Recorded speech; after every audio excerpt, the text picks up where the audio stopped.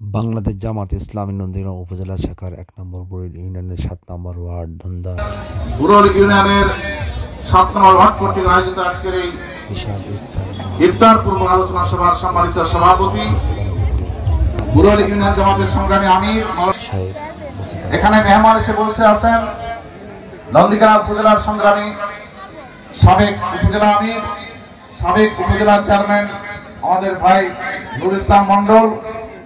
এখানে আছেন উপজেলা জামাতের নায়েব আমির মাস্টার আব্দুল মালিক, আছেন ইউনিয়ন সেক্রেটারি আমির হোসেন আজাদি, আছেন ইউনিয়নের অন্যান্য বিশেষ করে আছেন সাবেক ছাত্রী নেতা রক কলেজের নির্যাতিত নেতা আমাদের ভাই অধ্যাপক মানিক, অন্যান্য নেতৃবৃন্দ সমবেত রোজাদার ভাই সব, আসসালামু আলাইকুম ওয়া রাহমাতুল্লাহি ওয়া বারাকাতুহু। আপনারা কি ভালো আছেন সবাই? আমরা বাংলাদেশ জামাত ইসলামী যে কোরআনে আইন চালু করতে চায়, রমজান মাসে সেই কোরআন নাযিল করা হয়েছিল কি জন্য? শুধু খতম করার জন্য নাকি? না, আমরা খালি কোরআন খতম করে দিচ্ছি, খালি তেলাওয়াত করছি আর খতম করছি। কেউ কোন মানুষ মারা গেলে মরা মানুষকে আমরা বেহেশত করার জন্য কোরআন খতম করে দিচ্ছি। খতমের একটা অর্থ কি জানেন? একটা হলো ধ্বংস করে দেওয়া, যে কোরআনকে ধ্বংস করার জন্য আসছে। কোরআন আসছে জাহিলিয়াতকে খতম করার জন্য, দুর্নীতিকে খতম করার জন্য, দুঃশাসনকে খতম করার জন্য। কোরআন নিজে শুধু না বুঝে তেলাওয়াত করা খতম হওয়ার জন্য আসে নাই। বাংলাদেশে কোরআনে আইন কি চালু আছে? আমাদের দেশে আছে হলো ধর্মনিরপেক্ষ শাসন কায়েম আছে। আমাদের দেশটা কি কোন ধর্মেরই পক্ষে না? ধর্মনিরপেক্ষ মানে কি? দেশটা কোন ধর্মেরই পক্ষে না, মানে অধর্মের দেশ। এটা এই দেশটা কিসের দেশ? অধর্মের দেশ। একটা কথা আছে, ধর্ম কার থাকে না। আমাদের দেশে একটা প্রবাদ বাক্য আছে, চোরের কোনো ধর্ম নাই। ধর্ম নাই কার? চোরের। তাহলে আমাদের দেশটা হলো চোরের দেশ।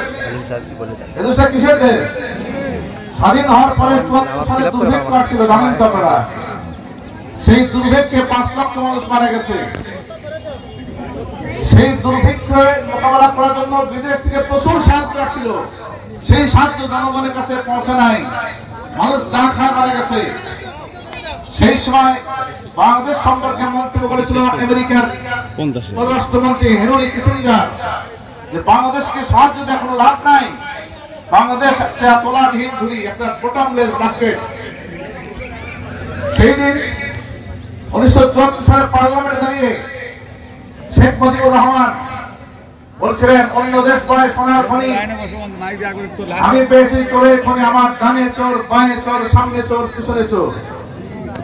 জার্মানি থেকে এই দেশের মানুষকে শীত থেকে বাঁচার জন্য ৮ কোটি কম্বল পাঠানো হয়েছিল। শেখ মুজিব বলেছিলেন, হে গাজী গোলাম মোস্তফা, আমার কম্বলটা কোথায়? গাজী গোলাম মোস্তফা ছিল রেড ক্রিসেন্টের চেয়ারম্যান, তাকে কিন্তু জনগণ না খা মারা গেছে, আর শীতেও মারা গেছে অসংখ্য মানুষ, হাজার হাজার মানুষ ১৯৭৪ সালে শীতে কষ্ট পায় মারা গেছে। জার্মানি থেকে ৮ কোটি কম্বল দেওয়া হয়েছিল, সে একটা ৭.৫ কোটি মানুষ, কম্বল ৮ কোটি। শেখ মুজিব বলছিল, হে গাজী গোলাম মোস্তফা, আমার কম্বলটা কোথায়? তাহলে আমাদের দেশটা কিসের দেশ? চোরের দেশ। চোরের খনি। সেই চোরের খনি কিন্তু ৩ ভাগ হয়ে ৫৪ বছর ধরে দেশ শাসন করতেছে। এই ১৪ই ভাগ্যের পরিবর্তন হয়েছে। এই কিছুদিন আগে বাংলাদেশের একটা গবেষণা সংস্থা, নাম হলো CPD, Centre for Policy Dialogue, যার সভাপতি হচ্ছে দেবপ্রিয় ভট্টাচার্য, হিন্দু লোক। উনি তথ্য দিলেন যে বাংলাদেশে ৫৪ বছরের মধ্যে এই মুহূর্তে এসে বাংলাদেশে ১০ ভাগ মানুষ ধনী, যাদের হাতে সম্পদ আছে, টাকা পয়সা আছে ৮০ ভাগ, ৪০ ভাগ মানুষ মধ্যবিত্ত, যাদের হাতে সম্পদ আছে ১৫ ভাগ, আর সম্পদ থাকে কত? ৫ ভাগ নাকি? ৮০ আর ১৫ কত? ৯৫। আর ৫ ভাগ সম্পদের মালিক হলো অবশিষ্ট ৫০ ভাগ মানুষ। তাহলে এটা কি সাম্যের সমাজ না বৈষম্যের সমাজ? বৈষম্যের সমাজ। এই বৈষম্যের বিরুদ্ধে ছাত্ররা গর্জে উঠছিল, তারা জীবন দেওয়ার ফলে আজকে আমরা স্বাধীনভাবে কথা বলার সুযোগ পেয়েছি।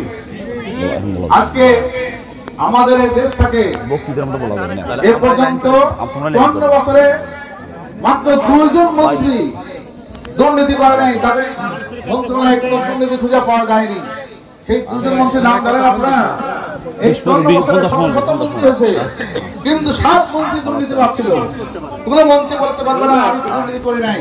শুধুমাত্র ২ জন ব্যক্তি, মাওলানা মতিউর রহমান নিজামী, শহীদ মাওলানা মতিউর রহমান নিজামী, শহীদ আলী আহসান মোহাম্মদ মুজাহিদ, এই ২ জনের মন্ত্রণালয়ে অনুবীক্ষণ যন্ত্র দিয়েও তালাশ করে খুঁজে পাওয়া যায়নি। এই ২ জন ব্যক্তি মাত্র পরীক্ষিত দুর্নীতি মুক্ত নেতা ছিলেন। আজকে সেই বাংলাদেশে শুধু দুঃশাসনের কারণে, দুর্নীতির কারণে, লুটপাটের কারণে আমাদের দেশের দেশের মানুষের ভাগ্যের পরিবর্তন হয়নি। আমাদের দেশের সংবিধানে লেখা আছে